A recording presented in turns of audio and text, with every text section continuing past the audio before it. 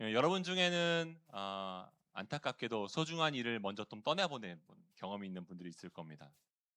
환자가 누워 있고 가족들이 임종을 앞두고 있는 그의 곁에 있을 때 누워 계신 분은 마지막까지 있는 힘을 다해서 내가 꼭 해줘야 될 말을 해주려고 힘을 다할 거예요. 한마디도 그 한 호흡도 허투루 사용하지 않을 겁니다. 마찬가지예요. 오늘 우리가 읽은 요한복음 17장의 이 본문은 그 십자가에서 처형을 받을 것을 알고 있던 예수님이 초조함과 적막한 긴장함 속에서 힘을 다해 아버지께 마지막으로 기도하신 내용이 담겨 있어요. 그리고 놀랍게도 그분의 기도의 끝에는 저와 여러분이 담겨 있습니다. 요한복음 17장 20절인데요. 내가 비옵는 것은 이 사람들만 위함이 아니요 또 그들의 말로 말미암아 나를 믿는 사람들도 위함이니. 예수님께서는 먼저 자신의 사명을 위해서 기도하셨고요. 그 다음에 남겨진 11명의 사도들을 위해서 기도하셨습니다. 그리고 마지막으로 그 제자들의 말로 말미암아 나를 믿는 사람들을 위해서도 기도하셨어요. 우리는 사도들의 증언으로 남긴 성경을 통해서 예수님을 믿는 사람들입니다. 그리고 그걸 뭘 의미하죠? 나는 예수님께서 사도들의 말을 통해서 믿게 되도록 예수님이 기도해 주신 사람이란 뜻이에요.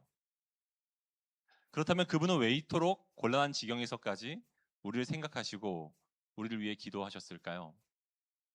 그것이 여기에 언급되어 있습니다. 요한복음 17장 6절 같이 읽겠습니다. 시작.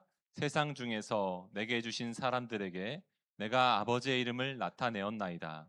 그들은 아버지의 것이었는데 내게 주셨으며 그들은 아버지의 말씀을 지켰나이다. 우리는 선물의 가치가 선물을 준 사람에 따라서 달라지는 것을 경험해 본 적이 있을 겁니다. 여러분이 속물이 아니라면요. 저희 집 아이들이 한 번은 저에게 물어본 적이 있어요. 아빠, 그 손가락에 껴있는 반지에 그 반짝거리는 게 혹시 제가 말로만 듣던 그 다이아몬드란 건가요? 그래서 제가 자신 있게 얘기했어요. 아니야. 이거 큐빅일걸? 제가 결혼할 당시에 작은 월세방에서 시작을 했었고 집이 가난했었어요.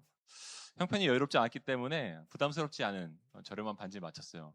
그래도 스댕이 아니라 금이에요. 근데 이 낡은 반지, 이제 기스도 많이 나고 10여 년째 차고 있는 이 반지가 손가락에 잘 안 맞아서 어느 순간에 보니까 손은 살이 쪘는데 반지는 그대로여서 손가락 모양이 좀 바뀌었어요. 이렇게 살이 좀 들어갔어요. 그런 상태인데도 제가 이걸 늘 빼지 않고 항상 끼고 있으니까 저희 아이가 물어볼 수밖에 없는 거죠. 그래서 제가 얘기했어요. 엄마와 결혼 반지란다. 다른 반지로 바꿀 법도 하고 사실 안 차고 다녀도 저희 아내도 뭐라고 하지 않아요. 그럴 텐데 제가 차고 다니는 이유가 있어요. 저희 아내가 저에게 준 선물이거든요. 그게 제가 이 반지를 사랑하는 이유입니다. 그런 의미에서 누가 줬는지가 중요한 거죠. 예수님에게 아버지께서 내게 주신 자들이라는 말은 그런 의미에서 그분께 최상급 표현이에요. 왜냐하면 그분이 너무나 사랑하는 아버지께서 나에게 주신 선물이거든요. 그러면 조금 더 상상력을 동원하면 저와 여러분은 예수님께 이런 의미입니다. 와, 우리 아버지가 내게 주신 자들. 그런 의미예요. 한 번쯤 궁금하셨을 거예요. 왜 하나님이 나를 사랑하시지? 왜 예수님이 생전 날 본 적도 없으신 나를 위해서 십자가에 달려 죽으셨지? 한 친구가 나중에 천국에 가면 예수님께 이렇게 물어보고 싶대요. 왜 저를 사랑하셨습니까? 그 이유가 여기에 있어요. 아버지께서 내게 주신 자들이기 때문에 예수님은 우리를 너무 소중하게 여기시는 거예요. 우리 중에는 자기 스스로를 향해서 별로 가치가 없다고 느끼는 분들이 아마 있을 겁니다. 그런데 여기에 우리의 가치가 있어요. 우리는 하늘 아버지께서 그분의 사랑하시는 아들에게 주신 소중한 자들입니다. 그래서 예수님이 이 땅에 오셨어요. 그래서 예수님이 우리를 위해 죽으셨습니다. 그분이 우리를 위해서 죽음을 이기고 부활하신 이유예요. 부활하셨을 뿐만 아니라 하늘 보좌 옆에서 지금도 우리를 위해 아버지께 지속적으로 기도하고 간구하시는 이유예요. 침례 교단 출판사에서 내놓은 세 가족 교재 중에 제가 좋아하는 제목의 작은 책이 있어요. 그 책의 이름은 예수님 짤이에요. 예수님 짤이. 어떤 물건의 가치를 평가한다면 그 물건을 위해서 지불된 가격을 보면 평가할 수 있습니다. 아무리 낡아 보이는 것도 경매 시장에 올라와서 10억에 낙찰되면 그게 얼마짜리예요? 10억짜리죠. 마찬가지예요. 아무리 흠이 많고 부족함이 많아도 여러분 예수님이 살리기 위해서 생명을 내어주신 존재라면 예수님 짤입니다. 저와 여러분이 얼마짜리예요? 예수님 짤이에요. 옆에 사람과 이렇게 인사하시겠습니다. 당신은 예수님 짤입니다. 네. 그게 우리의 가치예요. 예수님은 우리를 그렇게까지 왜 대하셨습니까? 우리가 잘나서가 아니라, 무엇 입증해서가 아니라 저와 여러분이 아버지께서 내게 주신 자들이기 때문입니다. 그래서 그분은 자기의 생명도 아끼지 아니하신 거예요. 여러분 예수님께는 저희가 아버지께 받은 소중한 선물이에요. 제가 복음서들을 보다 보니까 요한복음에서 독특하게 표현된 것이 있어요. 요한은 스스로를 다르게 표현했다는 겁니다. 성경은 어디에도 그렇게 표현되어 있지 않아요. 요한만 다른 복음서에 비해서 다른 표현을 사용했어요. 그게 뭐냐 하니까 예수님께서 사랑하시던 그 제자라는 표현이 있습니다. 전 처음 요한복음을 읽었을 때 이게 누굴 말하는 건지 헷갈렸어요. 마태와 마가와 누가와 막 얘기가 써 있는데 베드로가 나와 있는데 예수님께서 사랑하신 그 제자가 누굴까? 성경을 찾다 보니까 이 11명의 제자 중에 12명의 제자 중에서 이 한 명이 등장하는 거예요. 그리고 그 마지막으로 그게 어디서 등장하냐면 정체가 밝혀집니다. 마지막에서. 21장 24절. 시작. 이 일들을 증언하고 이 일들은 기록한 제자가 이 사람이라 네, 자기 스스로 말하고 있는 거예요. 지금 요한은 왜 이렇게 기록했습니까? 자기가 다른 제자보다 특별한 제자라고 말하고 있는 게 아니에요. 자의식 과잉이 아닙니다. 그는 예수님과 내가 보낸 시간을 결산하고 나보니 아, 내가 예수님께 사랑을 받았던 제자였구나. 내 삶에 예수님의 사랑이 있었구나. 그걸 느낀 거예요. 그 고백한 겁니다. 이 자리에 계신 분들이라면 적어도 대부분은 지식적으로 예수님이 나를 사랑하신다는 것을 알 겁니다. 동의할 거예요. 하지만 그것을 넘어서 이 사실을 마음으로 모두 확신하게 되시기를 축복합니다. 그렇다면 예수님이 저와 여러분을 위해서 무엇을 기도하셨습니까? 그것은 하나됨이에요. 그리고 그 하나됨의 목적을 이렇게 말씀하셨습니다. 21절. 아버지여, 아버지께서 내 안에, 내가 아버지 안에 있는 것 같이 그들도 다 하나가 되어 우리 안에 있게 하사 세상으로 아버지께서 나를 보내신 것을 믿게 없어서. 여기서 볼 수 있는 게 하나됨의 목적이에요. 그 하나됨의 목적이 뭐죠? 첫 번째는 아버지와 아들의 사랑의 사귐 속에 우리를 참여시키도록 우리를 초대하는 거예요. 그 관계 안에 초대하는 겁니다. 두 번째는 세상이 우리를 통해 예수님을 믿게 하기 위해서 예수님은 우리를 교회로 부르셨어요. 자, 첫 번째를 나눠보겠습니다. 먼저 예수님이 우리를 하나됨으로 부르신 것은 그분이 아버지와 함께 사랑의 삼위일체의 그 서클 안에 우리를 초대해서 함께 있게 하기 위해서 우리를 부르셨습니다. 그래서 우리는 그분의 몸된 교회에 있는 거예요. 너무 좋은 것은 좋아하는 사람과 꼭 나누고 싶어지죠. 예수님은 그래서 우리를 초대하시는 겁니다. 제가 어릴 때 저희는 시골 동네에서 자랐는데 동네 골목이 있었어요. 그 동네 골목에는 형들이 항상 모여서 뭐 제기차기 하고 그다음에 오재미 하고 오징어 게임 하고 놀았어요. 근데 제가 이제 제 친구 또래는 없었고 형 또래들만 있었는데 제가 학교 갔다 오거나 이렇게 밖에 있다가 집에 갔다 나오면 그 동네에 있는 형들이 저를 불렀어요. 야, 병환아, 너도 와. 너도 껴줄게. 형들은 저를 껴주고 싶어 했고 저는 함께 하면 너무 즐거웠어요. 제 어릴 때 친구들은 형들이었어요, 항상. 아, 자기에게 있는 좋은 것을, 기쁨을 나누고 싶은 거죠. 예수님도 마찬가지입니다. 그래서 24절에서 이렇게 기도하셨어요. 같이 읽겠습니다. 시작. 아버지여, 내게 주신 자도 나 있는 곳에 나와 함께 있어. 아버지께서 창세 전부터 나를 사랑하심으로 내게 주신 나의 영광을 그들도 보게 하시기를 원하옵나이다. 우리 곁에 있게 해서 내가 아버지에게 창세 전부터 받던 그 사랑을 그 자녀됨의 기쁨을 누리게 해주십시오. 라는 얘기예요. 이것이 그 마음입니다. 여러분, 예수님은 제자들이 하나가 되기를 간절히 기도하셨어요. 하지만 많은 현대인들이 공동체보다는 나와 하나님과의 개인적인 관계를 더 안전하고 중요하게 여깁니다. 그러다 보니까 교회를 안 나오는 크리스찬들도 많아요. 그걸 알아요. 저도 그 점이 공감이 되면서도 그것이 성경적이거나 예수님이 원하시는 그리스도인들의 모습은 아니라는 것을 안타깝게도 본문을 통해서 발견합니다. 몇 가지 이유가 있어요. 첫 번째는 우리가 믿는 하나님 자체가 공동체이시기 때문에 그래요. 그는 삼위일체로 존재하시죠. 하나님은 홀로 존재하는 분이 아니라 성부와 성자와 성령이 함께 존재하십니다. 완벽한 사랑의 사귐 속에 함께 하세요. 우리가 하나님의 형상대로 지음을 받았다는 것은 곧 관계적인 존재로 지음을 받았다는 거예요.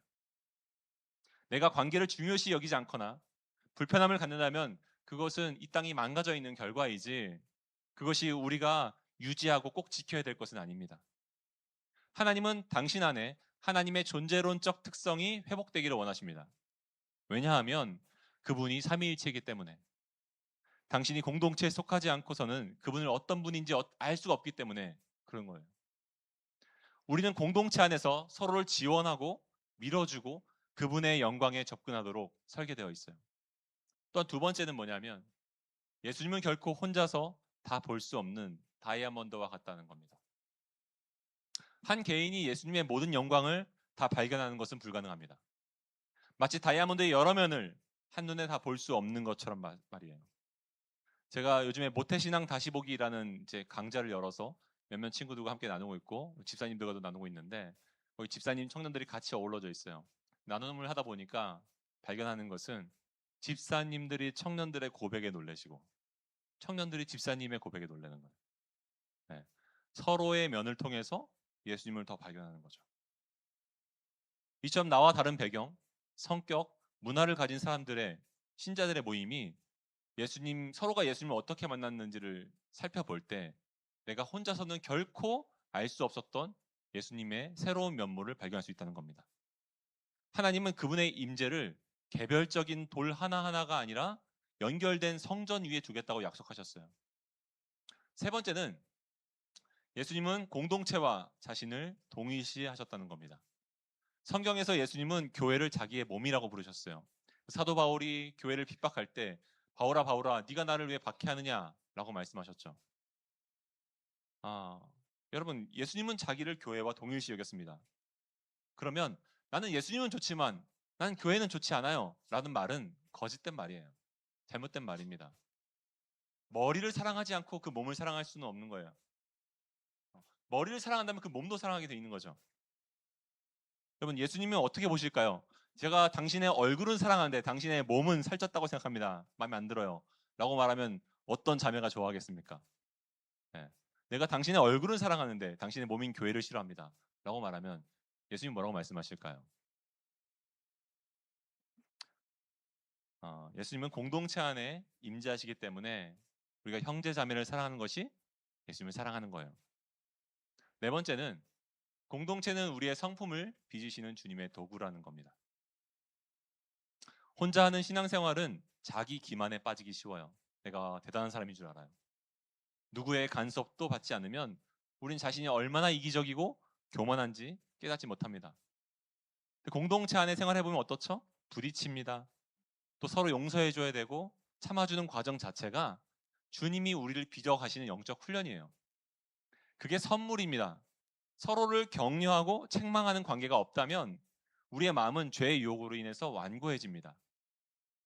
힘들지만 영광스러운 게 공동체예요. 그렇게 우리를 다듬어 가시는 시간이 공동체 생활입니다. 공동체는 개인의 신앙생활을 방해하는 귀찮은 의무가 아니에요. 하나님을 더 깊이 알고 주님의 성품을 닮아가며 세상에 복음의 효력을 증명하는 곳입니다. 이것이 하나됨의 두 번째 목적으로 연결되는데요. 세상이 우리를 통해 예수님을 믿고 사귐에 참여하기 위해서 우리를 교회로 부르셨습니다. 요한복음 1장에 보면요. 예수님을 빛이라고 표현합니다. 세상을 어둠이라고 표현하죠. 시적인 표현이에요. 그분은 세상에 보지 못했던 진실을 드러내죠. 하나님이 누구신지, 우리가 어떤 상황에 처해 있는지, 그 하나님의 사랑이 우리를 위해서 무엇을 행하셨는지. 근데 빛이 어둠에 비쳤지만 깨닫지 못했다고 말합니다. 참 주인이 자기 땅에 왔지만 환영하는 이가 없었다고 말합니다. 맞아요, 여러분. 세상은 예수님을 알아보지 못했고 그래서 그분을 십자가에 매달았습니다. 그래서 교회가 중요해요. 교회는 보이지 않는 하나님의 사랑을 세상에 보여주는 통로입니다. 어떻게요? 우리가 사랑하면서 조화롭게 지낼 때예요. 다른 방식으로 서로를 용납하고 섬기고 세워줄 때예요. 세상은 그때 하나님을 볼 수는 없지만 그리스도인을 볼 수 있는 겁니다. 그래서 세상이 우리에게서 보는 것이 곧 그들이 하나님에 대해 믿게 될 내용이에요. 그런 면에서 무엇이 세상을 향해 설득력을 갖습니까? 우리가 전하는 말이 아닙니다. 우리가 전하는 진리와 사랑이 어우러질 때예요. 우리 안에서 사랑과 연합을 보면 하나님이 사랑이심을 믿게 될 겁니다. 증오와 분열을 본다면 복음의 메시지를 거부할 겁니다. 세상은 우리가 완벽해서 놀라는 것이 아니에요. 도저히 섞일 수 없는 사람들이 서로를 용납하고 자기 권리를 포기하며 기뻐하고 있는 그 기이한 평화를 볼 때 그들은 우리 배후에 계신 예수님을 궁금해한다는 겁니다. 그게 본질이잖아요. 그래서 한 신학자가 이렇게 말했습니다. 같이 읽겠습니다. 시작. 교회는 서로를 끝까지 돕고 품어주시는 삼위일체 하나님의 사랑을 세상에 보여주는 사랑의 중심가 되어야 된다라고요. 아버지와 아들과 성령이 서로를 배려하고 섬기고 끝까지 위합니다. 그것을 보여주는 통로가 교회예요. 세상에 그것을 보여줘야 됩니다. 우리가 서로를 너무 다르지만, 너무 다른 존재이지만 서로를 품고 서로를 배려하고 섬기고 존귀하게 여길 때 세상이 하나님이 어떤 분이신지를 볼 수 있는 거예요. 아버지는 그런 분인데 아들들은 어떻게 그렇지 않을 수가 있겠습니까? 사랑의 중심지가 되어야 됩니다. 근데 어떻게 사랑의 중심지가 될 수 있을까요? 그것은 그 아들들이 그 예수님을 더 사랑할 때 가능할 수 있습니다. 아시다시피 성경에는 교회를 설명하기 위한 다양한 그림들이 있어요. 몸이라고 표현하기도 하고 교회는 성전이라고 표현하기도 합니다. 교회는 예수님의 신부라고 표현하기도 해요. 다 그림 언어예요.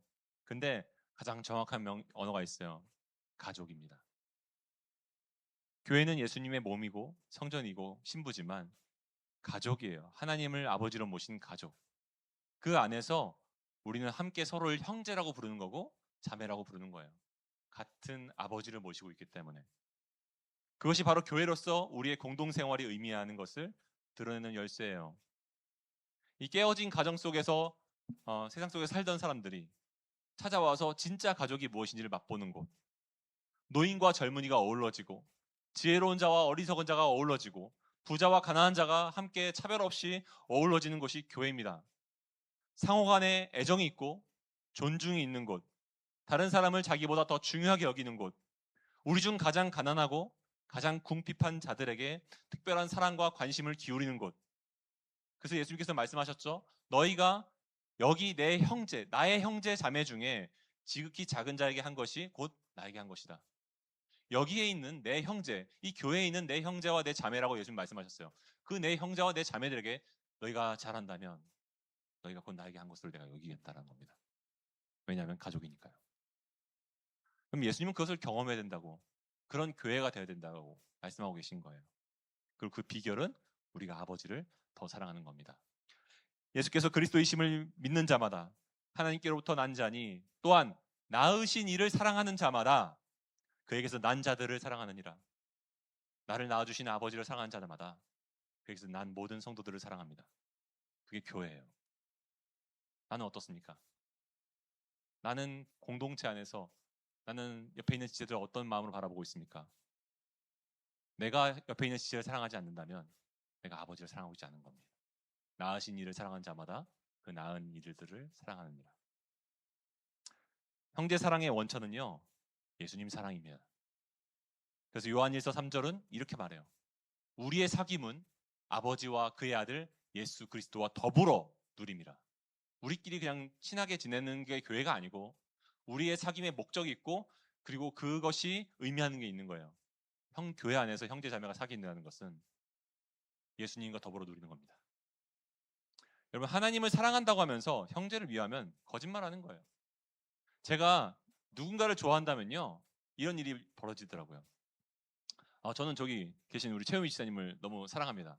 사랑하는데 사랑하면서 어떤 증거가 나타나냐면 제가 집사님의 딸들인 나라와 예나를 사랑해요. 애들이 예뻐요. 지나가면 머리를 쓰다듬어 주게 됩니다. 어, 제가 박재진 목사님을 사랑합니다. 그래서 저는 박재진 목사님의 아이들을 내 아이들처럼 생각합니다. 네. 특별하게 대해주고 예뻐해줘요.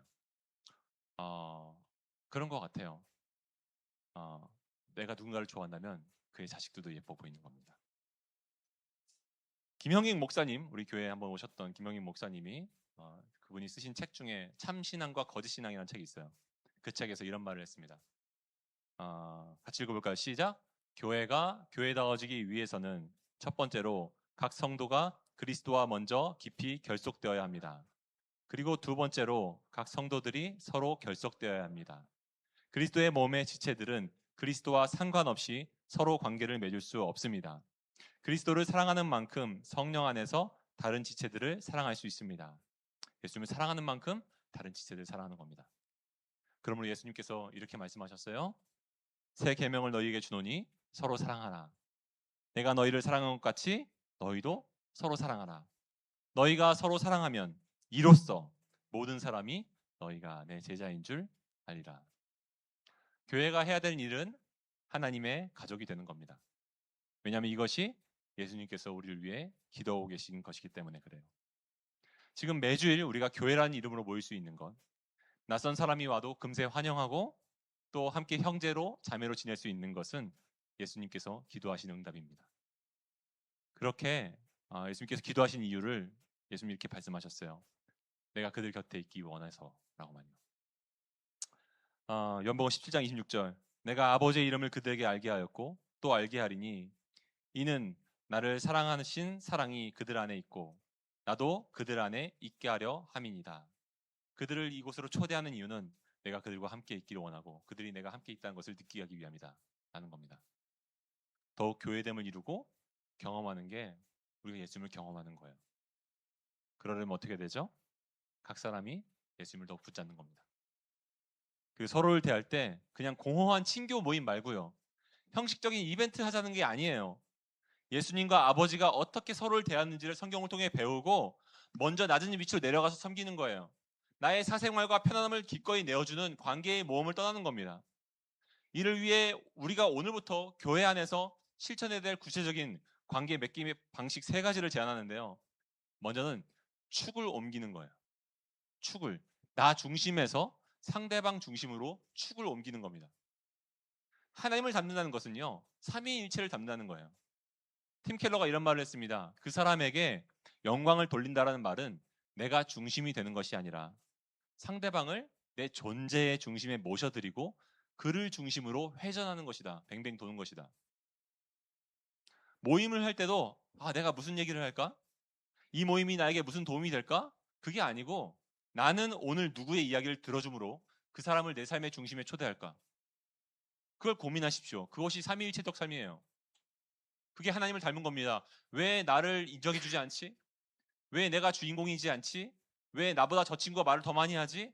그게 아니고요. 오늘 저 친구의 말을 들어줘야겠다. 그게 하나님적인 모습인 거죠. 네. 오늘 담임 목사님께서 말씀하셨습니다. 올 초 한국교회 신뢰도 조사 결과를 보니까 20%가 한국 성도님, 한국에 있는 국민들 중에 20%가 한국교회를 신뢰한대요. 그리고 그 중에 19%는 기독교인이었대요. 100명 중에 1명만 기독교를 신뢰한다는 거야. 신뢰 안 한다는 거죠. 다시 말하면. 네. 왜 이렇게 됐을까요? 교회마다 자기 교회가 먼저이고 이기적이라는 겁니다. 그리스도인들이 자기만 안다는 거예요. 그런 얘기가 있었어요. 그 피드백에. 여러분 이웃사랑에 약하다는 겁니다. 교회가 큰 건물은 짓는데 큰 어려움에 처한 사람들 돕지 않는다는 거예요. 우리 교회가 올해 4주년입니다. 네. 우리 교회가 저는 우리 교회를 보면서 중심축이 바뀌어 있는 사람들을 많이 봐요. 교회에 앞장서서 와서 교회 청소를 매주 해주시는 분들이 계시고 섬김의 자리를 나가서 섬겨주시는 분들이 계시고 우리 청년 리더들도 금요일마다 리더반의 밤에 모여서 리더반을 갖고 봉사로 섬기고 있고 너무 고맙죠. 우리 교회가 꿈 넘어 꿈이라고 하는 것을 하고 있습니다. 우리 교회가 분당 우리 교회 파송을 받아서 도움을 받아서 온 교회니까 우리 교회는 그 대한민국에 있는 작은 개척교회들, 너무 성도가 100명도 안 되는 작은 교회들에게 지금 그 저기 뭐죠? 전라권이랑 충청권이랑 해서 저희가 여러 교회들에 계속 저희가 헌금을 나눠드리고 있어요. 흘려보내고 있습니다. 목회 힘내시라고 도움을 드리고 있는 거예요. 꿈 넘어 꿈, 그 프로젝트를 우리가 하고 있죠. 작년에 이어서 올해도 9월 3일 날 기쁜 플로깅을 합니다. 예, 야탑 광장에 나가서 우리가 다 쓰레기를 주스면서 성도님들이 이 야탑을 청소했었어요. 함께 작년에도. 뭘 하는 거죠? 축을 옮기는 거예요. 예, 내 만족, 내 필요가 아니라 대의를 위해서 나를 내어주는 거예요. 나의 필요에 둔감하고 옆에 사람의 필요에 민감한 교회. 그게 그래서 소문나길 원합니다. 아, 거기 성도들은 다르다. 거기 가면 당신의 이야기에 귀를 기울여준다. 거기 교회 성도들은 당신의 필요에 관심이 있다. 그런 소문난 교회 돼야 되지 않겠습니까? 거기 교회 이기적이야. 야, 거기 청년들 자기들만 알아. 자기 울타리만 쳐놓고 거기에 들어갈 틈이 없어. 그런 교회가 아니라 그 교회 가면 당신에게 관심이 있습니다. 그런 교회 되지 않겠습니까? 축을 옮긴 교회. 그런 교회가 우리 교회가 되길 바랍니다. 두 번째는 가면을 벗는 거예요. 가면을 벗고 진실과 눈물 있는 삶을 시작하십시오. 그리고 혼자 하는 신앙생활이 편한 이유는 내 치부를 들킬 위험이 없기 때문에 그래요. 내 체면을 지킬 수 있습니다. 근데 그것은 가면을 쓴 삶과 다르지 않아요. 자신의 죄와 함께 홀로 있는 자는요, 철저히 고립된 자입니다. 반면에 공동체는 어떤 곳이죠? 우리가 얼마나 이기적인 존재인지를 깨닫게 해줍니다. 거울처럼 보여줘요. 얼마나 자기중심적으로 뭐 하자고 하면 하고 싶지 않고, 야, 우리 또 돕는 일 있으면 좀 빼고 싶고, 그런 마음 들잖아요. 네, 우리가 얼마나 이기적인지 깨닫게 해줘요, 공동체는. 그렇지 않으면 내가 괜찮은 존재인지 압니다. 하지만, 그럼에도, 우리는 그런 존재이지만, 그럼에도 용납받는 곳이 교회입니다. 가면을 벗는 곳이죠. 물론 공동체 생활이 힘들다는 걸 알아요. 지난 4년 동안 우리는 그런 것들을 너무 잘 느껴왔습니다. 저도 첫 해에는 제가 가진 것으로 사역했어요. 처음에는 제가 방긋방긋 밝고 그렇게 살았어요. 어, 얼마나 우리 서로 좋았습니까? 근데 금세 시간이 지나니까 바닥이 드러나는 거예요. 제가 가진 게 다 떨어진 거죠. 그때 제 부족함이 드러나더라고요. 처음에 우리가 얼마나 좋았습니까? 서로에게 호의를 갖고 친절하고 당신이 와서 감사해요. 우리 서로에게 막 그랬어요. 우리 좀 시간이 지나고 나니까 서로에게 서운해지기 시작합니다. 쌓인 감정이 해소가 안 되기도 하고요. 얼마 전 근데 우리 회장 혜민이의 고백처럼 청년부가 이렇게 다져졌어요. 공동체에 있으면요, 상대방만 아니라 내 밑바닥이 보여서 싫지만 우리가 원래 그런 사람이라는 것을 인정하기 시작했을 때 하나님의 복음이 우리에게 다가오기 시작하는 겁니다. 그러면 그 은혜를 경험한 사람들이 교회가 무엇인지를 배워가요. 경험시켜주고 싶습니다. 그래서 교회는요, 은혜의 빛 아래서 가면을 벗는 사람들의 모임이에요. 내 밑바닥이 드러나고 그럼에도 내가 용납받고 그래서 하나님의 사랑이 무엇인지를 깨닫게 되고 그것을 전해주고 싶은 곳이 교회입니다. 세 번째는 다이아몬드 렌즈로 보라는 겁니다. C.S. 루이스가 교회에 처음 발을 들였을 때 있었던 일이에요. 옆자리에 앉은 낡은 장화를 신은 성도가 형편없이 찬송을 부르는 소리를 듣고 좀 불쾌했대요. 냄새나고 불쾌해. 근데 그는 곧 깨달았답니다. 나와 전혀 다른 저 사람의 눈을 통해서만 내가 볼 수 없었던 예수님의 측면을 볼 수 있구나. 여러분, 교회를 다니면요, 나를 불편하게 하거나 취향에 맞지 않는 지체들을 만날 수 있습니다. 근데 그것은 피해야 될 장애물이 아니에요. 내가 주님을 온전히 알기 위해 꼭 필요한 렌즈입니다. 혼자서는 결코 알 수 없었던 주님의 인내와 긍휼을 그 불편한 관계에서 배우는 거예요. 잊지 마십시오. 내게 불편한 그 사람이 하나님이 내게 필요하다고 주신 다이아몬드의 단면이에요. 그러므로 불편한 그 단면을 받아들이십시오. 귀하게 여기십시오. 다시 시작하십시오. 그래야 여러분들이 하나님을 더 알 수 있습니다. 결론을 맺기 원합니다. 하나님은 왜 우리를 하나됨을 부르셨습니까? 자기와 하나 되게 하려고 우리를 부르신 거예요, 교회로. 그것을 조금 맛본 게 지난 4년입니다. 저는 예수님의 저와 여러분을 향한 이 기도가 반드시 응답되리라고 믿어요. 히브리서 기자는 그의 편지 끝부분에 이렇게 말했거든요. 예수 그리스도는 어제나 오늘이나 영원토록 동일하시다. 이게 뭘 의미할까요? 이것은 그분이 요한복음 17장에서 기도를 드렸던 그때와 지금까지도 앞으로도 계속 동일하시다는 겁니다. 이것이 나를 위해 예수님이 드리신 이 기도가 응답될 것이라고 우리가 확신할 수 있는 이유예요. 우린 지금보다 분명히 지금보다 더 교회를 기뻐하게 될 것이고 그 속에서 풍성하게 예수님을 기뻐하게 될 겁니다. 점점 그렇게 될 거예요. 여러분들의 인생의 서사 속에서 하나님은 여러분들을 예수님께로, 그래서 교회로, 하나님 나라로 이끌어 가실 겁니다. 어떤 단계에 있는지 모르겠어요. 하지만 기억하십시오. 하나님 목표는 여러분들이 교회가 되고 세상이 교회가 되게 하시는 겁니다. 그래서 하나님의 사랑으로, 하나님의 가족으로 그 모든 것을 품기를 원하십니다.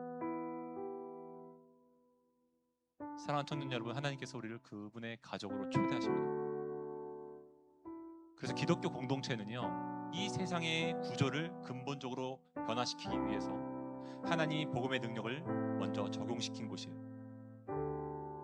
그래서 모든 이들을 결국 하나님의 가족으로 초대하는 것이 하나님의 꿈입니다. 하나님은 자기의 가족에 사랑하는 우리까지도 하나 되기 위해 초대하셨습니다. 할렐루야. 우리 옆에 사람과 이렇게 인사하면서 우리 마무리하지 않겠습니까? 당신을 통해 예수님을 봅니다. 한 번 더 다시 인사하겠습니다. 당신을 통해 예수님을 봅니다. 우리 함께 다 함께 일어나서 우리 함께 좀 찬양하기 원합니다. 내 눈 주의 영광을 보내.